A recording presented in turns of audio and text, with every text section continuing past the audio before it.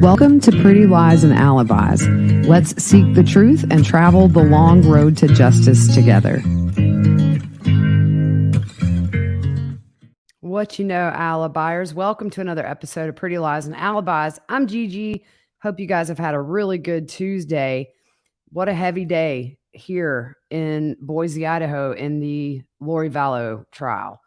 It was something that I'll never forget, seeing these photos, hearing these descriptions. I'm going to thank everybody who donated tomorrow and also do a music fact tomorrow. It's just been that kind of a day, very heavy. I'm grateful for all of you who have donated, by the way, but we're going to get into this. So Detective Ray Hermosillo was still on the stand from the Rexburg Police Department. He's a detective. Just a little recap. He's been on the case since before they even knew the kids were missing. He became involved on November 1st of 2019 after being contacted by Fremont County to try and locate the Jeep that was used in the attempt on Brandon Boudreaux, which was the ex-husband of Melanice. And so he talked to Gilbert PD, who asked them to seize the Jeep. He called them to get a little more information after Fremont contacted him. They wanted him to do some intermittent surveillance on the residents as well. So they took photos of Lorie and Chad walking into the townhomes. Never saw Tylee or JJ. Obviously, at this point, both children had been murdered. And he just wasn't aware of Tylee and JJ and wasn't looking for them at that point. So just the Jeep. But they did get the Jeep on November the 4th. And he first heard about JJ from Gilbert PD when they came up to serve a warrant on the Jeep to get the GPS data off that Jeep. During that visit is when he learned of JJ and Tylee when he was up in Rexburg. They were told Kay was concerned that she hadn't talked to JJ for a while. By the way, it wasn't when Hermosillo was in Rexburg. It was when the Gilbert PD came up. When they were there in Rexburg, that's when it was conveyed to Detective Hermosillo, hey, the grandma's worried. She hasn't seen her grandson in a while. So we know Kay and Larry were going to check for JJ in Arizona. And on November 25th, 2019, Detective Hermosillo got a call from Detective Ryan Pillar from Arizona saying that they hadn't found JJ. And at this point, Kay had called and asked for that welfare check, which was done the next morning. Now, I covered this in depth on the Connecting the Dots series and a little more in depth, actually, on the crash course we did the last couple of weeks leading up to trial. But the next morning, they go to the townhomes. And outside the garage area, they found Alex and Chad, who were emptying a truck. So he asked Alex if Lorie was home, and Alex said no. So Hermosillo asked about JJ, and Alex got a really blank, frightened look and looked at Chad. And then they kind of just both looked at each other. He asked Alex again if he knew where JJ was, and Alex said he was in Louisiana with Kay Woodcock. And Hermosillo was like, well, that's unlikely because she called in this welfare check because she's worried and hasn't seen her grandson. And again, Chad and Alex look at each other. Alex was asked how to find Lorie, and he told them she was in apartment 107. So Alex was asked for Lorie's phone number, and guess what? He says he didn't have it. Hermosillo knew they were close because they had been investigating them at this point, and he assumed Alex was lying. So Hermosillo and Dave Hope, another investigator, went to apartment 107 to see if they could find Lorie, but she was not there. So they began knocking on all the doors next to apartment 107, and Hermosillo went to his car and decided to call for backup because it was weird at this point. They realized something was rotten with these two, at least at this point, Alex and Chad. He saw Chad driving towards him, and he stopped him and asked, when was the last time you saw JJ? And Chad said in October in apartment 107 with Lorie, which is a lie because JJ was murdered in September. Chad said he'd only met diabetes. This guy got a bad case of it. He said he only met Lorie a couple of times and barely knew her. Now, Hermosillo, because he had been investigating them, knew they had been married for 2 weeks. So Hermosillo asked Chad for Lorie's phone number, and guess what? Chad said, I don't have it. Detective Hope came over to where they were, and Hermosillo asked again for Lorie's number, and he finally gave it. He said he felt they were accusing him of something, and that's why he didn't give it at first. And that's called a guilty conscience, buddy, because if you did nothing, you'd be like, yeah, here's her number. Give her a call. So Hermosillo called Lieutenant Ron Ball. He said, look, something's up with these people. Something's going on with JJ. And he thought, due to their demeanor and lies that he knew they were telling him, they needed backup. So they brought some detectives to the townhomes to assist them. Dave Stubbs and Lieutenant Ron Ball were there. They knocked on several doors with no luck. And Lieutenant Ball told Detective Hermosillo to go to the prosecutor's office to get a search warrant for the townhomes while some officers stayed there. They didn't get the warrant that day because on the way to the prosecutor's office, Detective Hope got Lorie on the phone and convinced her to go to the door of the townhome. And they have body cam footage of that interaction. They did not play that in court today. I was kind of surprised. Maybe that's going to come in a little later. I don't know. But there is the audio of that available online. I will try at some point tomorrow to get that up on my website. After watching the body cam footage, Detective Hermosillo contacted Detective Pillar with the Gilbert PD since they were unable to locate JJ. It was late evening. There was just no answer of where JJ was at this point. So he had Detective Pillar get in touch with Melanie Gibb, who, during that welfare check, when they're talking with Lorie, they ask where he is, and she very clearly says, oh, he's with my friend and Melanie in Arizona. And so November 27th, 2019, all the detectives meet at the prosecutor's office to get a search warrant for the townhomes of Lorie, Melanie's, and Alex. So they started with Lorie's first, and as we know, during the night, they all take off because they've been confronted. They run, they run thinking this is just going to go away. That's what's so odd to me about these people is we kill the kids, we kill Tammy. Let's just go to Hawaii and get married and have fun and go to the beach and walk hand in hand. It's almost like none of them thought any of this would ever come back around. And boy, did it. So they found some toys on the front step of JJ's. They found a suitcase of JJ's under a stairwell. There was a TV, and then underneath that is kind of like a little door that the TV's hung on where the stairs go up. And in that little, I guess it's like a little closet, I guess is what you could call it, they found a suitcase under the stairwell and an older prescription for JJ. And that was kind of all they found of JJ's in that house, other than the toys outside. In Lorie's apartment, they found several guns in the garage of Lorie's townhome, army-type knives, empty magazines for various weapons. So they search Melanie's apartment next, 174, and Alex, his apartment's 107. Alex's unit was completely vacant. Everything was gone. In Lorie's apartment, there was a rental agreement for that storage unit in Rexburg with the name Lorie Ryan as the renter, and C52 is the unit. So they got a search warrant for that. We've seen the photos that was on the crash course and should be up on the website as well if you haven't seen those. But inside were kids' toys, JJ's beloved scooter that he loves so much. Kay and Larry told a story about how he would wear out his left shoe, I believe, in like a matter of weeks because that was his braking foot. But he loved that. He loved that scooter. In fact, before they knew the kids were dead, they went to thrift stores and secondhand stores in Rexburg to see if perhaps that scooter had been sold or donated. And of course, they didn't find it. They introduced photos of the inside and the outside of the townhomes. Mr. Thomas objects and asks what were they looking for when they busted down the door. And Detective Hermosillo says, really calmly, JJ Vallow. Hermosillo said the items that they found were in tubs and bags. So they emptied all those out to get photos of the contents. So what was in these storage containers? This was in the garage of Lorie's townhome. We had heard that maybe Alex was just staying with Lorie. They found a ghillie suit, which is like a camo suit if you want to go get in the brush and not be seen. Magazines for ammo, guns, suppressors, and silencers. There you go. The next photo was black trash bags full of clothes and papers. Curious to see if they're able to tie the trash bags JJ was wrapped in with the ones in the house. There is a very cool scientific way they can do that.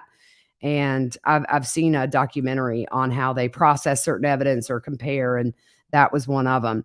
There were also ammo rounds of different calibers, and there was a rifle. Now get this, the end of the rifle, it was threaded for a silencer. So when you get a silencer, the end of the barrel has to be threaded for that to screw on and to stay on. So there was another rifle found in the bag, two silencers found in the garage, several tactical knives, a loaded handgun, a very creepy Halloween mask. And that was on top of a Walmart plastic bag. They found rope and duct tape inside a bag. Alex Cox's passport, which, by the way, is still active, but he can't use it because he's dead. A printout of emails from Chad to Lorie. You could see on those emails, there was some writing where maybe she had written notes on those printed emails. There were 3 books of Chad's. One was Chasing Paradise. That was the one I saw. And then there was a white Apple phone. So the next step in the investigation, they contacted the FBI.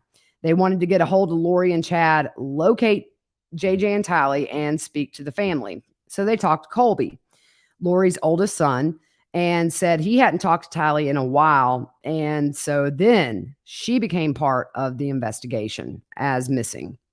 They also tried to contact Chad and Lorie after they executed that search warrant on the townhomes, but they didn't know their location.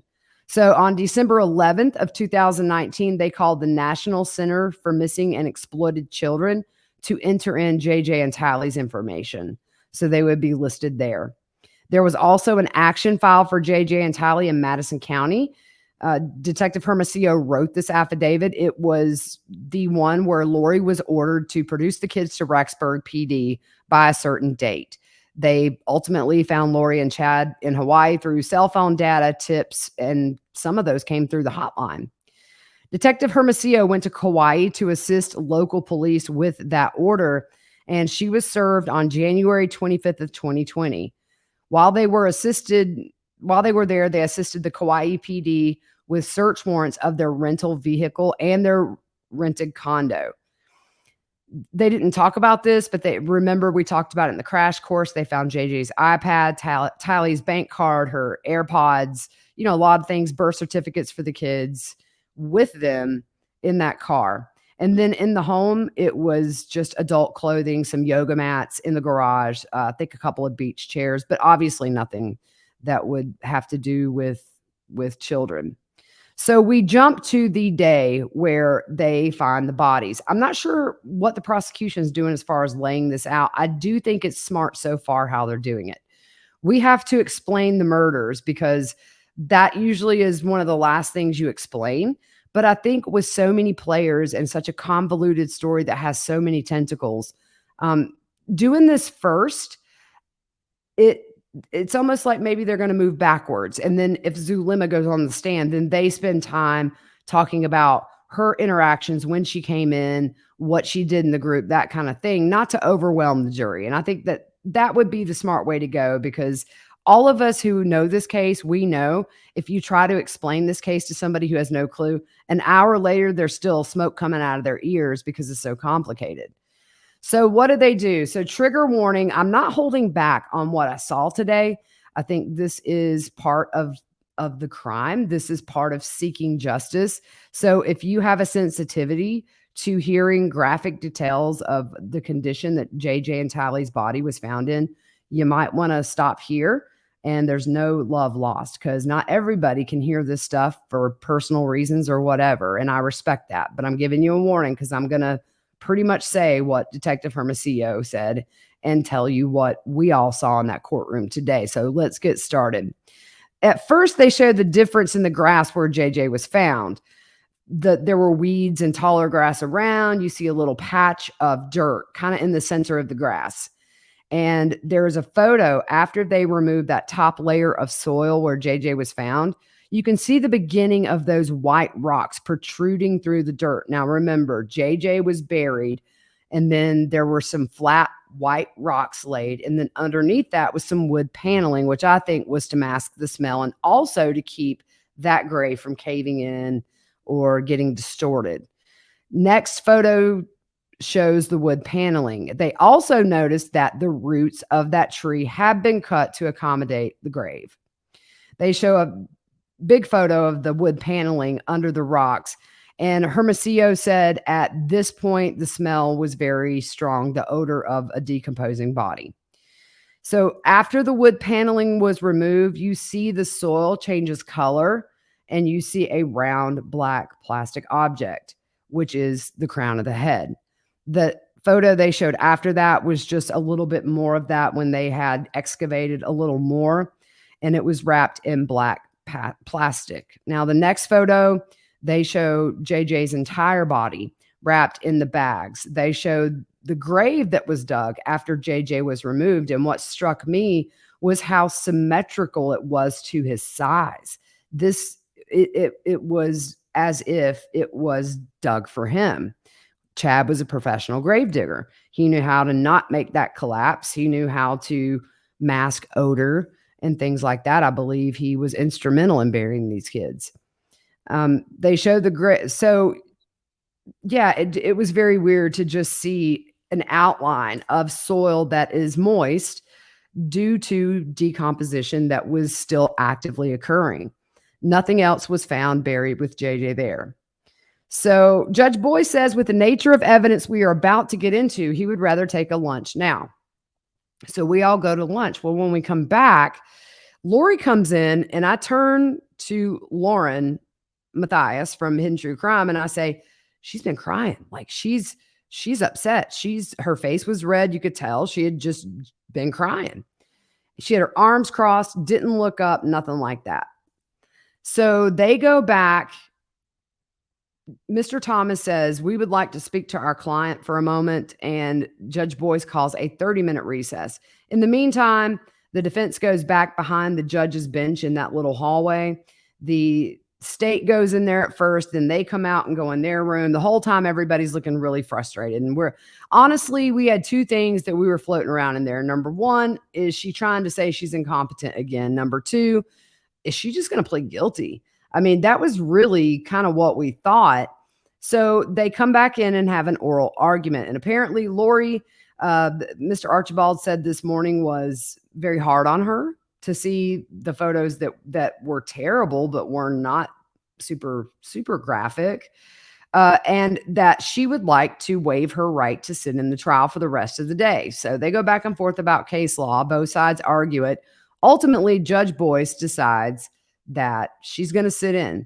Now, I will tell you one thing that we all noticed. I won't say all. Everybody that was around me.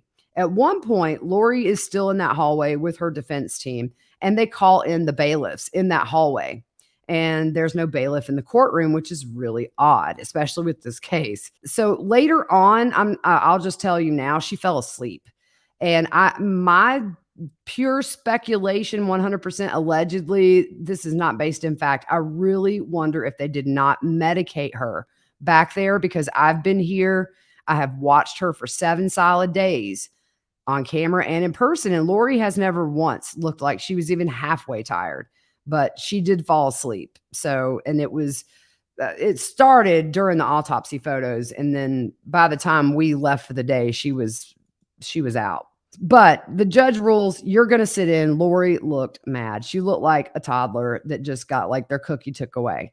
And Lorie's not used to having people say no, and even law enforcement. This is the first time Lorie is being held accountable for something in her life.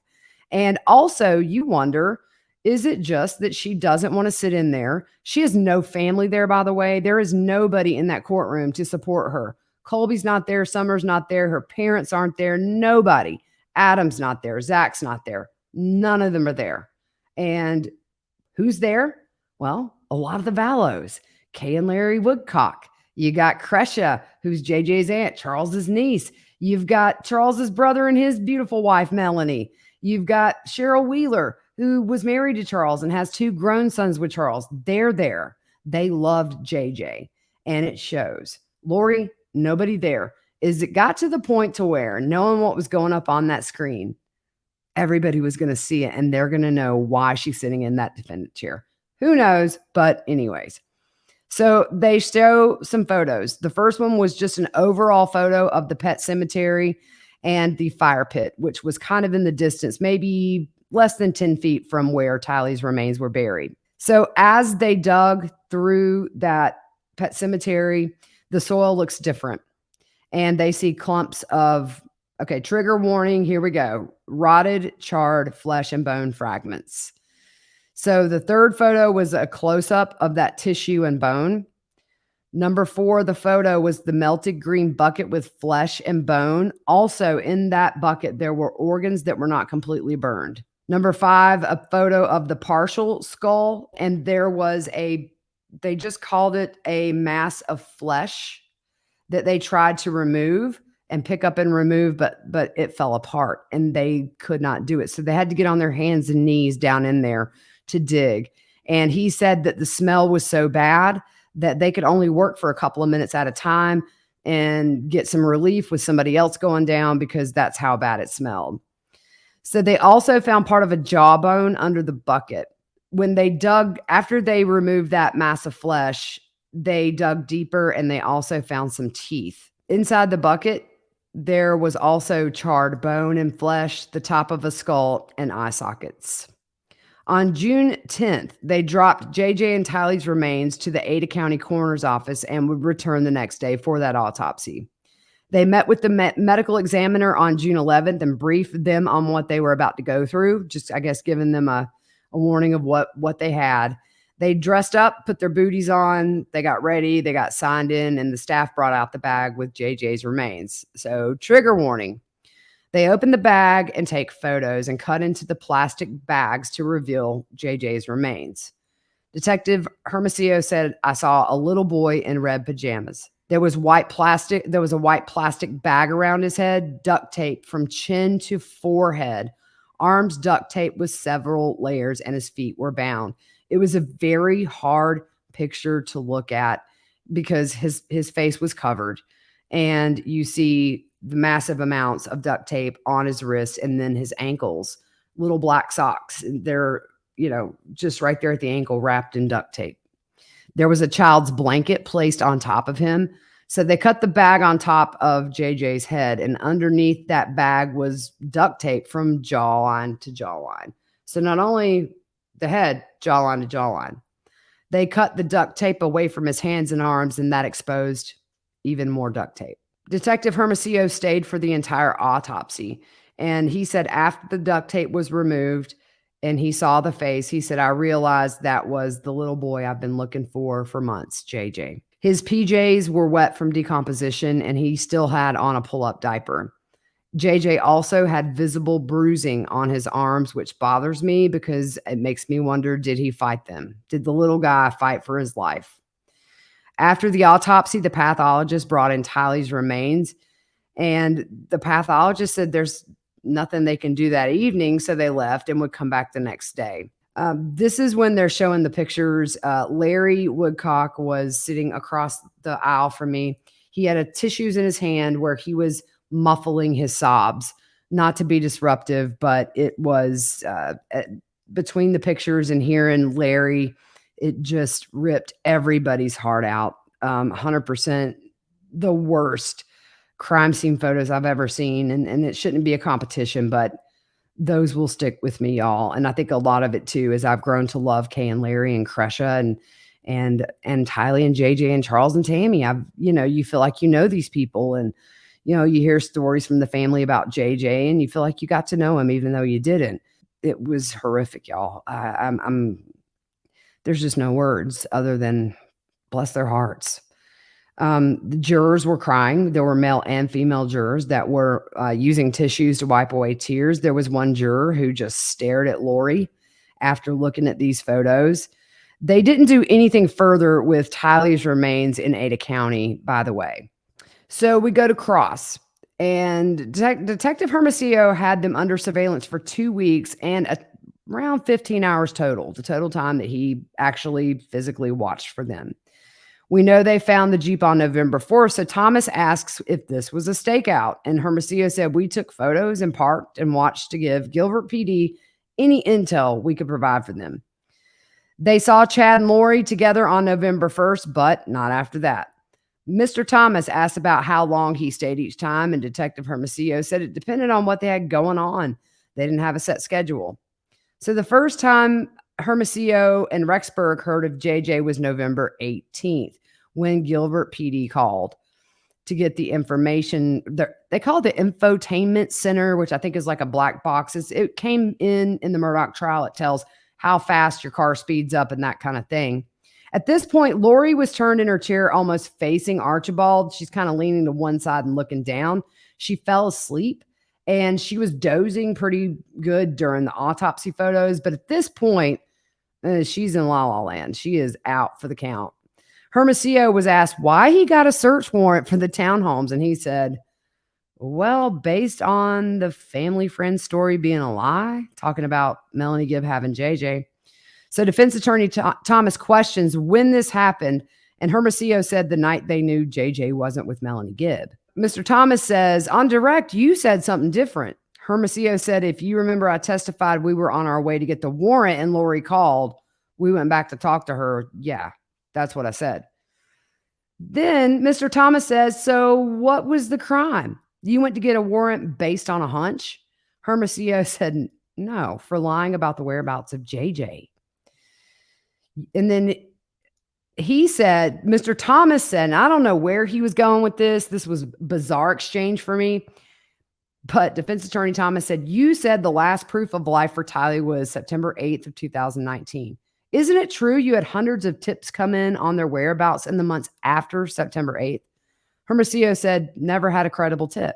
Thomas said, you didn't follow up on every tip?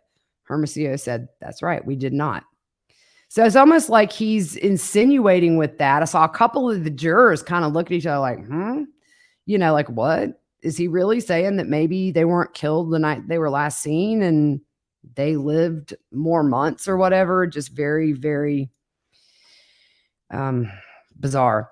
Mr. Thomas said, you searched the property on June 9th. You got there around 7 a.m. and this was not a spur of the moment thing. It was planned. Hermosillo says yes, for weeks. Now we know that they consulted with Tammy Daybell's sister, Samantha, about the location of the pet cemetery before they executed the search warrant.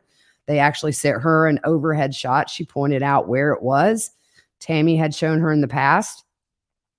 So they had done some intel before they did this search warrant. So Mr. Thomas says, how many times have you done a search with the FBI and you were kind of helping them out? And Hermosillo said, yeah, 5 or 6 times. So Thomas says when the search warrant was going on at Chaz, he says, you can't say for sure where he was looking when he was looking over his shoulder. And Hermosillo said he was looking at the tree. Mr. Thomas says, you don't know he was looking at the tree. And Hermosillo is like, he was looking at the tree. And then Mr. Thomas finally says, we can agree to disagree. So then he goes to ask how they took the soil off JJ's grave. And Detective Hermosillo said, with the shovel. Mr. Thomas said, what kind of shovel? Hermosillo said, I don't know. Thomas says, how much dirt was taken off first? And he said, an inch. We ended the day there. Judge Boyce seems to be sticking really, really hard to this 3:30 schedule, which is great for me. I'm doing Cuomo and Banfield all week. For the rest of the week, I'll be on. And then I have to come home and do this. So it's nice to be able to get an early start and come home and do this and all that. So I'm not sure who's testifying tomorrow. I would kind of think maybe since we've set up finding the kids' bodies, maybe the medical examiner, the witness list is still sealed. Nobody seems to know who's up, but I will be live tweeting. Also, for those of you, I think I have figured out how to do a proper thread. I will do it tomorrow. I do see what you're saying about it getting confusing. I don't do threads. If you know how to do a good thread, leave me a comment, please, because I really want this to be a place where you can go and read easy and it flows. But apparently today it jumped around a bit. So I want to avoid that. And anyways, just, it's one of those things, especially for those of us that have covered this case for years and have grown to love the victims and the families in this case. Today was so real and it made it so real just to see what they did to those kids. It is just, I can't describe it. And the only thing I can hope is that they were drugged or did not know what was coming, because it was disturbing and brutal and just everything you would expect. And there were reactions all through that courtroom during all of it. You can't look at what they did to these children and just sit there and be okay, even if you know nothing about the case. That little boy, that young woman had a lot of life to live, and these monsters took them. So I don't know. What do you guys think? Do you guys think Lorie is starting to feel some reality hit with these photos that I'm thinking at this point she probably has never seen? Do you think that she's scared now to be in that courtroom, to have to face the music? I kind of do. I think this has been a bit of a game up until now, and we're in a trial. There's a jury seated. Your ex family is sitting there, your family not in there, but people that you celebrated holidays with, birthdays, Christmases with, are now looking at you, the defendant, who took precious people away from them. By the way, I haven't seen anybody in there for Tammy Daybell either. I know Chad's kids said that they did not plan to attend, or that was a statement that was given, or somebody heard. So I'm curious to see, but we have not seen Colby. There were rumors floating around Colby was there. I did not see him. Neither did anybody I talked to, and haven't seen Summer, haven't seen anybody. So I think this week is going to be a lot more investigation talk, a lot more FBI perhaps can come on. So I'm thinking about adjusting my schedule going home because I don't want to miss some important testimony. So I'm trying to figure out who's testifying because I don't want to get back to Greenville and then not be here and all that jazz. So anyways, heavy day. I'm going to just reflect tonight on what was lost, because that gives me resolve to do my best to bring this to you guys, because what was done to them needs to be known. It needs to be known for those who can't sit and watch it. The audio doesn't do it justice. So I'm going to be as descriptive as I can so that you can feel like you're there. And it's true crime. It's not pretty. We're never discussing anything that, usually ends happy. My thoughts are with Kay and Larry and Crusha and Annie and her daughter who's here, and everybody who found all that hard today to look at, which was everybody in that courtroom. I think we all needed some big hugs after that. But anyways, that's all. And I'm sorry it's a little late, but I just had a lot going on tonight. Anyways, you guys have a good evening, and we will see you soon.